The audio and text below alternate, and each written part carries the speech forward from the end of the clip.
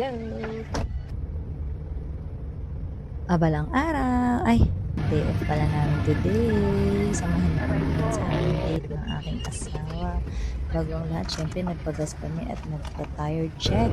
Dapat pagbabiyahe tayo ng malayo, dapat nasa kondisyon ng ating sasakyan. At yan nga, on the way na kami sa aming pupuntahan sa MOA Arena.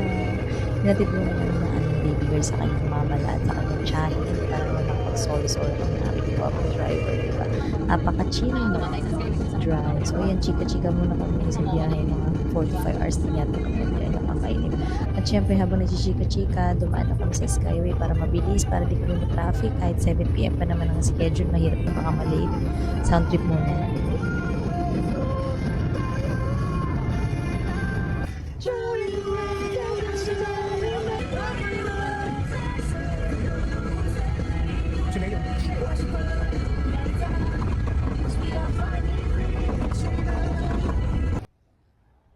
Yan na nga, nandito na kami sa MOA. Hanap na kami ng parking, pero medyo mahirap kasi ang daming sasakyan, puno na. Feeling ko lahat to mga manonood to ng concert. Ay, nadulas na ako. Ayun na nga, pupunta kami sa concert.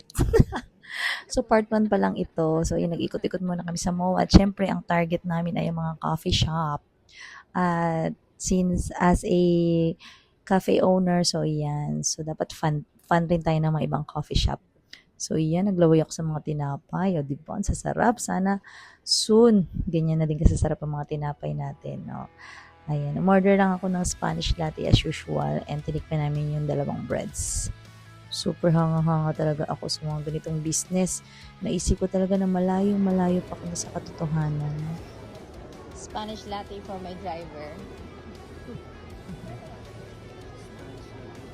Ayun, kaya kailangan pa namin magpursige pa at magtiyaga at maraming salamat po sa inyong suporta. Sana makarating kami sa aming pupuntahan.